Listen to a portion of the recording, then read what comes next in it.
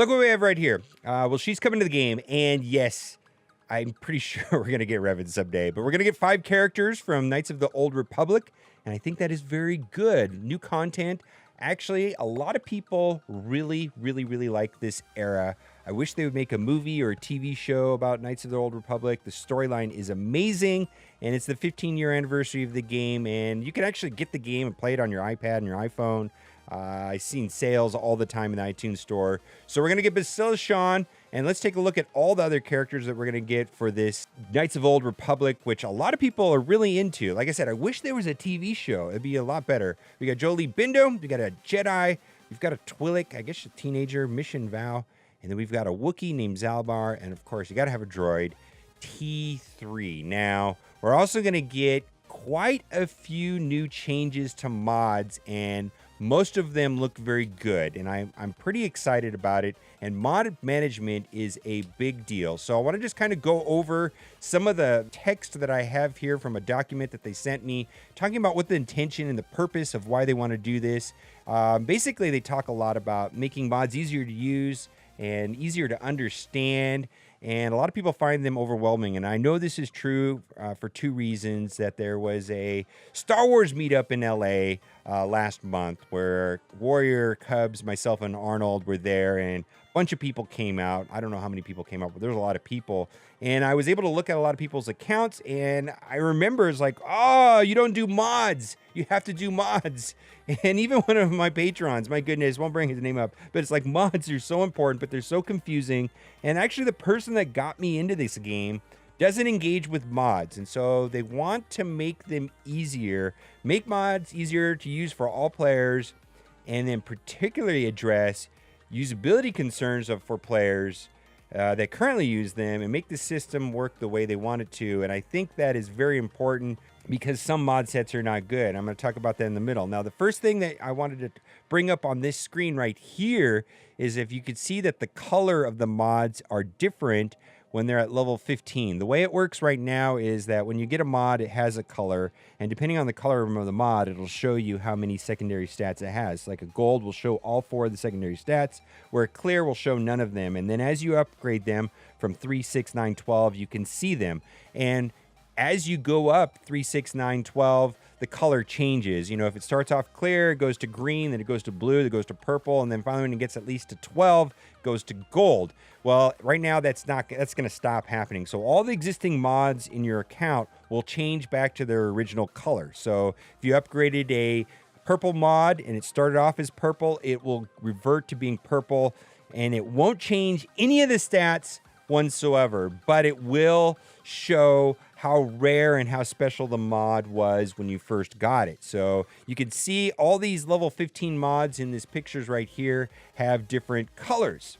And this screen right here shows mod loadouts, having saved mod loadouts and being able to move mods from character to character. Now, there are 2 things that I noticed on this screen that I really like. All the way to the left, you will see that each individual mod has a little circle with the character there. And then all the way to the right, you can see switching all the mods from one set to another set, and then just paying the 52,000 gold to move the mods. Now, I really wish they would get rid of the cost to switch mods. That's just one of my pet peeves. I wish it didn't cost gold to move them. I do have a surplus of gold. I understand that, but I really wish that I didn't have to spend the money to move them. And I'll read you what they just said in their post. While a number of items are intended to improve the usability of mods, like removing the destroy button, which was a remnant of the previous time, the primary objective was to provide advanced player base with a mod loadout feature. Yes, similar to save squads for characters, the mod loadouts will allow you to save out groupings of mods, name them for easy reference, and then load them up onto another character with just a few button presses. This was even allow removing equipped mods and assigning the new character a 1 step. I can't tell you how frustrating it is to move mods. I remember when I finally got my Empire team online, and I had been using Jedi Training Way, and I had my Empire team all ready to go, and I didn't even introduce it into the arena for about a week because I dreaded moving mods. I hate moving mods, and if it wasn't for SWGOH.gg, I don't even know if I could do mods. They were just so it's just overwhelming. Now, they're talking about rebalancing and boosting some of the stats, the primary stats. And then I'm just going to read this. It says, balance, pulling up underused stats. We know a few mod sets like defense aren't good enough to warrant even using them right now. We'll be making them more powerful while not decreasing the value of any existing sets. This will provide more variety in mods without decreasing the value of any existing mods. And then they were very specific right here. The speed set will not be changing.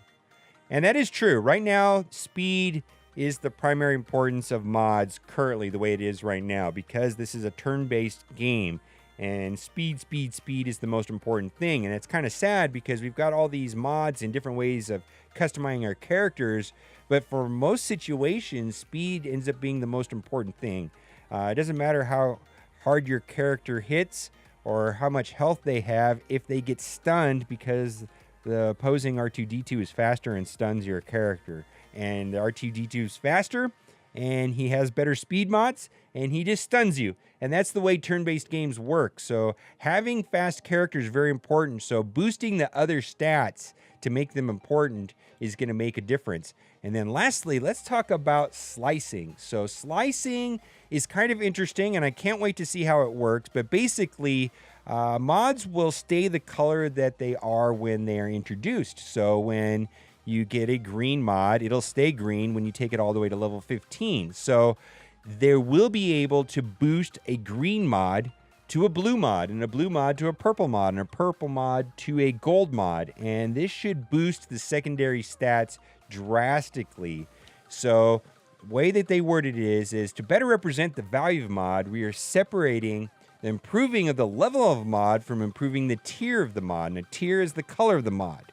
In the future, as you level a mod to level 15, you will reveal all 4 secondary stats. I think that's the way it is currently. You will not see the color change any longer as you level the mod. By revealing the secondary stats prior to leveling up the secondary stats, we're trying to give players a choice whether they want to invest in a mod before spending anything on it. So that means to me is that we should be able to see what the secondary stats are before leveling them. And I like that.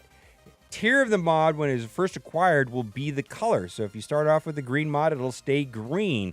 And there's going to be a way of splicing the mod and upgrading to a higher tier. So I think this is really good, and this only works on 5-dot, and they're suggesting to not sell off your existing 5-dot mods, because the 5-dot mods will be able to be boosted to the next tier. So I know I have some blue mods that had a secondary stat of speed, and then it procced twice, and it ended up being like a 15, and that's a really good mod for me right now currently. And if I could take it to purple, and maybe the potency stat that was on there that was only like 0.nothing%, maybe I could go from blue to purple and have higher potency or crit chance, whatever it is, because ideally if the mod started off as gold in the first place and all of the speed stats procced and it went very high, the other stats are going to still be better than a mod that started off as blue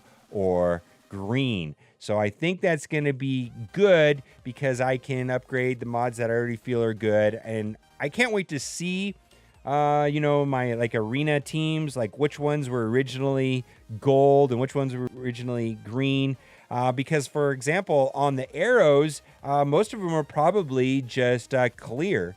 And the secondary stats are probably not that great because I was looking for the primary secondary stat of speed as the utmost importance. So that is going to be very interesting, and I'm curious to know how that is going to happen and what are going to be the conditions. And we'll read a little bit about this right here. Similar to crafting gear, slicing requires new pieces of salvage that can be acquired through mod battles. Once the salvage has been acquired, slicing will upgrade the secondary stat, increase the tier color, making it equivalent of getting the tier mod in the first place for a different cost. Slicing can only be done on 5-dot mods.